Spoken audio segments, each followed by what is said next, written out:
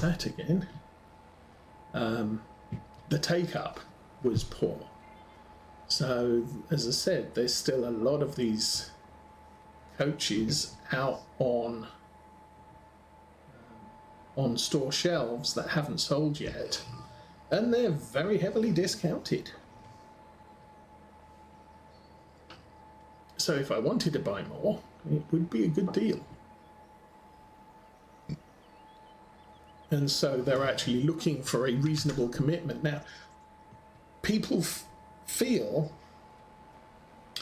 that if they had done the coaches with the through corridors, more people would have bought them, because those coaches were used throughout the Western network, so everybody could use them.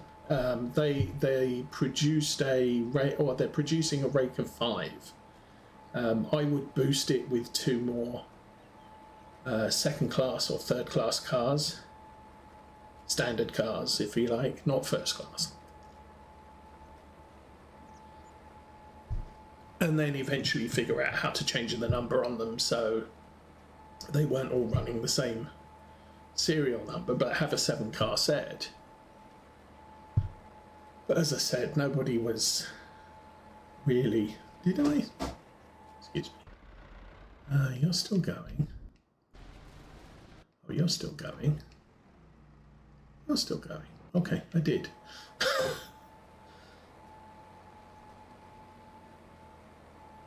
And I could use a second express train, just so I could run one each way. Oops.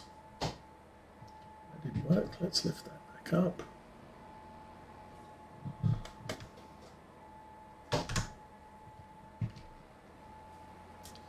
But sadly, they're not happening.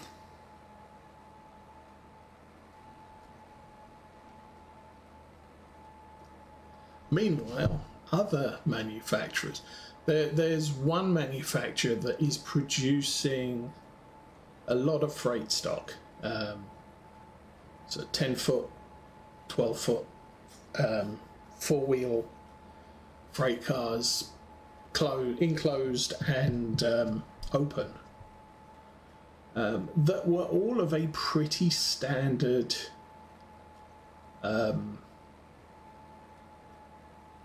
design. That was basically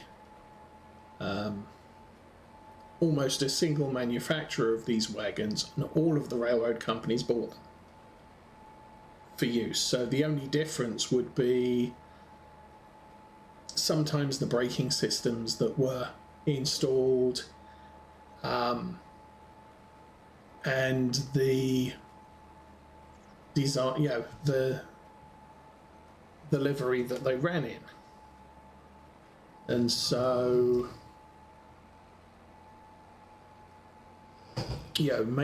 making those, they're producing pretty much a new set of wagons every month, and they're producing them in all the liveries, so you can get pre-1930s, post-1930s, early British Rail, late British Rail, early British Rail's 50s, late British Rail is late 50s through the 60s, even into the 70s, although they started phasing out the short 4-wheeled vans.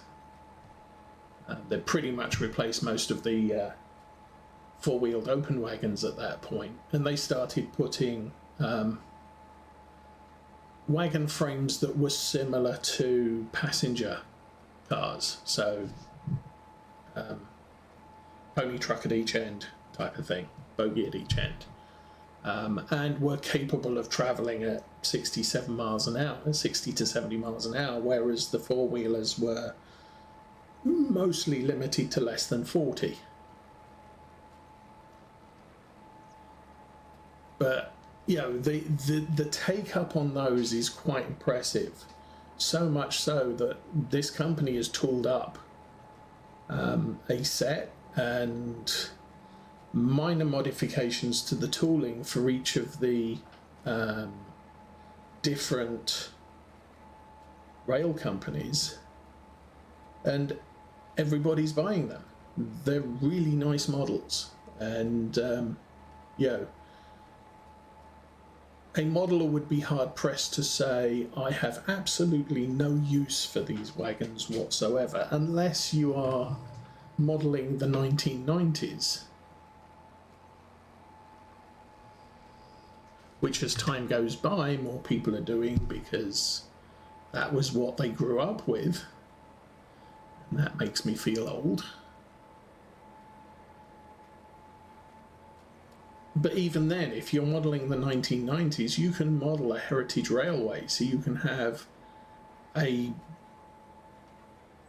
significant assortment of steam, diesel, old and new, and very, a whole range of passenger cars. In actual fact, it's more applicable to have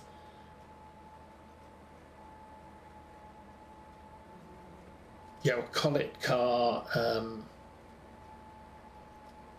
a Thompson car, a Southern Railway car, a couple of British Rail Mark 1s in a rake of passenger cars run on a heritage railway, because they cobble together what they can lay their hands on and what they have that's in a running condition. They're renovating everything.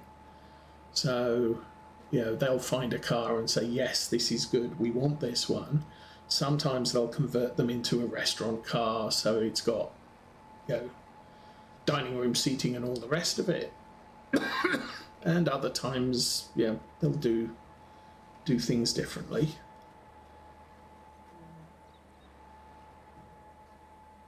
Lift and fold.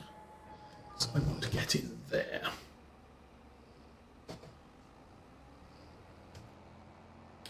But it's, and obviously it doesn't matter what,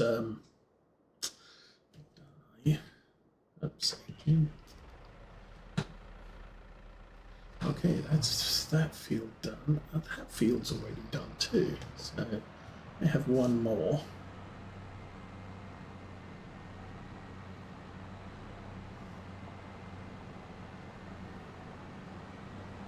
This field is going to take an age. I've used up half the gas already. That's quite impressive.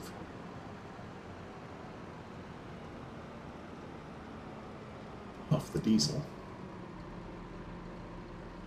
And help it go.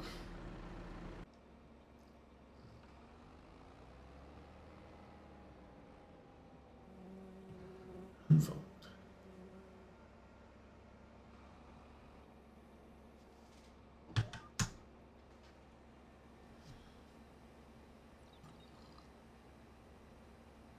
But the bottom line there is, if you want passenger cars, everybody produces British Rail Mark 1s in lots of different colours these days. Obviously, when they first came out, I think they were maroon. Some of them were produced in green, chocolate and cream, just because they did do a little bit of regional railways throwback colours. And then in more modern times, with the privatisation of the railways, the privatisation companies had their own colour schemes, so some of them would have been repainted in these different colours. Also, the sectorisation, they'd have had regional railways, which was a light blue and grey, Network Southeast, which was known as the toothpaste livery, because it was a blue, white, red stripe, predominantly blue, but white and red stripes on it, so kind of looked like a rather well-known brand of toothpaste.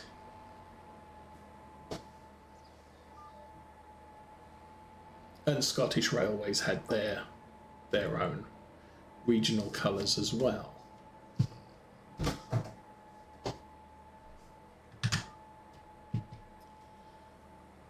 But you can never go wrong with a set of Mark 1s because pretty much everything pulled it. Even steam, back when they were maroon, the late British Rail steam would have pulled them.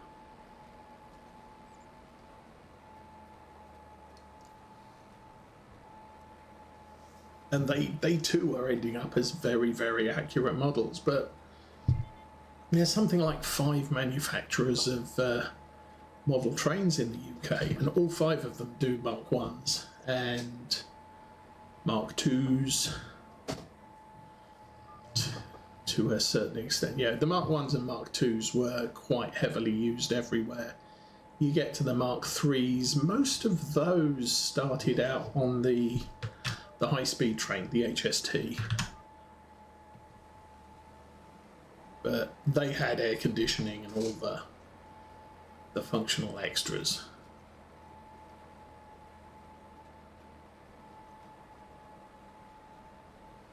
I don't know if this is the last row. This might be the last row. Field is a little bit bigger than I thought it was, but it's okay.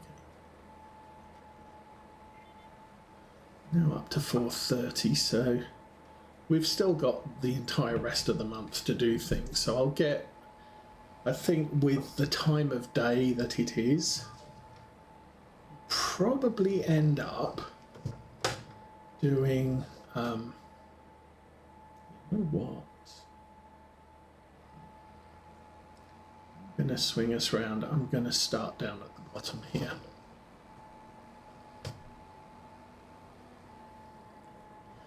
Because that way, oh, there's actually a row there that I didn't do. Do not hit the tree. Yes.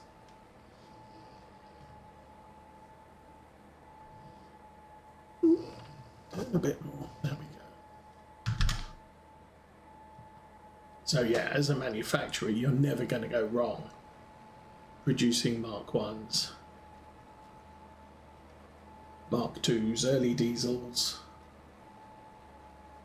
because the early diesels, some of the early diesels are still running today, and many of them are running in heritage or preserved railways.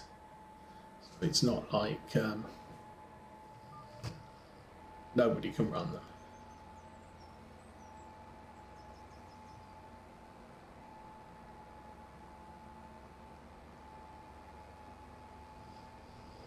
But that's generally how things go now. And they did. The other thing that the manufacturers had was during COVID, there were a lot of people buying model railway stuff. Just hit the tree.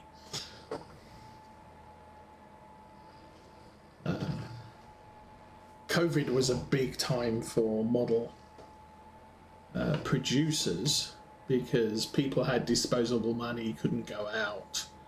So, yeah, building a model railway in the attic or the basement or the spare room was all a thing. And the manufacturers made a lot of money during that 2-3 year window. But then the world reopened and everyone started getting back to normal life. And at that point, the income that they had been seeing just dropped out of sight.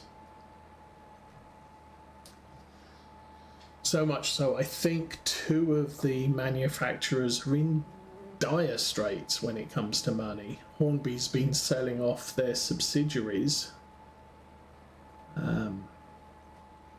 Things like Airfix. I think Oxford, I can't remember where they sold off Oxford Rail or Oxford Diecast, which do buses and trucks for model railways.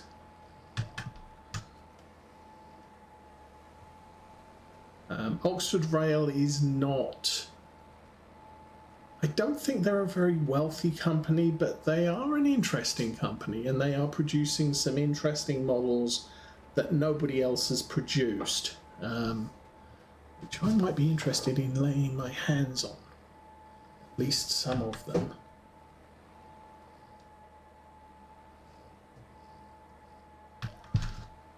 they've bought out, or they're bringing out within the next few months, a breakdown crane or yard crane or whatever you want to use it for, crane on wheels. So and they're being sensible with it. They're producing it in, I don't think they're producing it in Southern Railways colours, but they're producing it in the other 3 company colours and British Rail colours. Early and late British Rail colours. So good choice.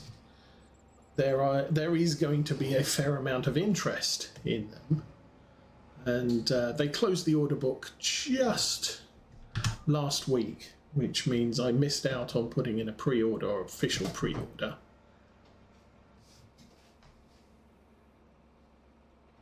But I did get emails from the various modelling shops that I have dealings with that said, look, if you want one that meets your, if you want one in a specific livery, you probably want to think about it, because there's not going to be many of them, and there aren't many left over after all the pre-orders that have come in.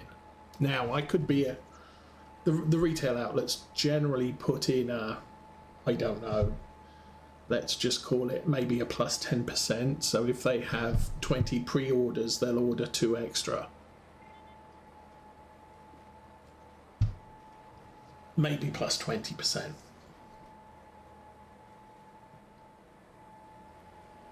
And I wonder if that's, yeah, there's a line there that needs done.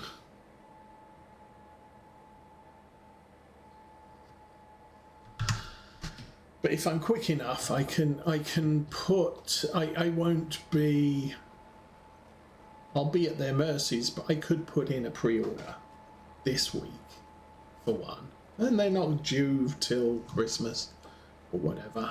But and the chances are they will have a couple of models that they'd ordered for as shelf stock, rather than somebody definitely wants this stock. Because the rules are still the same. You still want some things on the shelves, so that if someone walks into your shop, they're not, oh, well, none of the manufacturers have produced anything in the last 3 weeks, so we don't have anything on the shelves now. You always want something. That's something that Hornby was always good at. They would overproduce stuff. They didn't really care about pre-orders.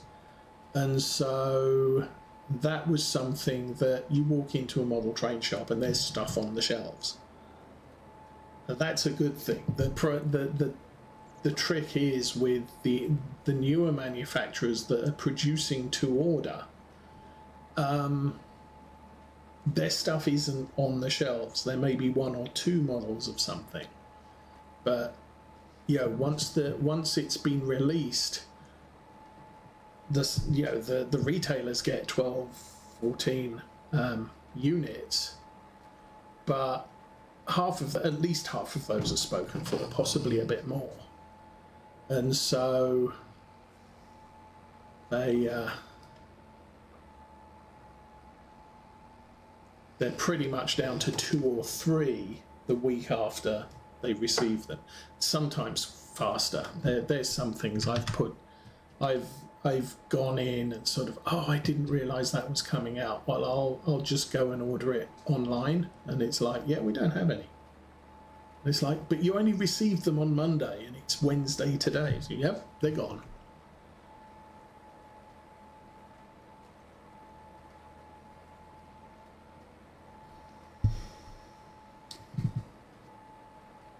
So that's as it is in the world today.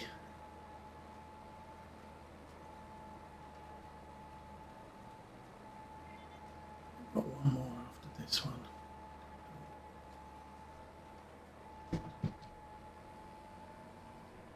Up a bit, and let's go visit the other guys. Oh, you're still Who are you? Oh, you're the green one.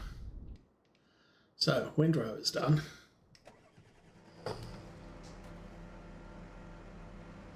Once again, I'm right on the wrong side of the field. So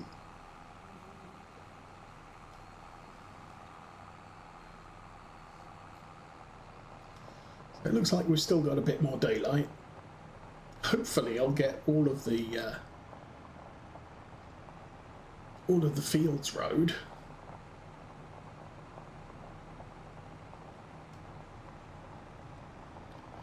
For the end of the day. And ooh, oh, we knocked over the sign. Oh well. And you're done.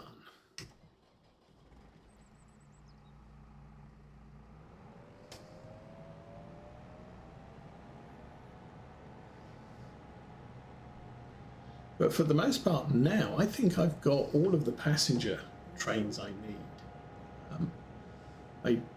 I can always use more wagons. You can never have too many wagons for freight. And you can also, that's the thing, you know, passenger trains are passing through your model from somewhere to somewhere else. Some freight trains are stopping and dropping off, you know, at locations on your model, whether that's a factory or a whatever. You're the tractor I'm driving. But there's also other things. So while my model doesn't have a coal mine or a power station or anything like that, there's nothing to stop me running a 20-car coal train through the model, because it's on its way from the coal mine in the south to the cities in the north, or the power stations in the north. Same with steel bars, logging. You can have a rake of cars loaded with logs just passing through. It's not stopping here, it's going somewhere else, and it came from somewhere else. But you can run, you can form up trains like that are single use, and the stuff you're going to have visiting your local town, it's going to be mixed traffic, because even back in the 1930s, stuff was to be delivered by train. So you might have a car from from a reasonably close meat packing plant, fruit cars,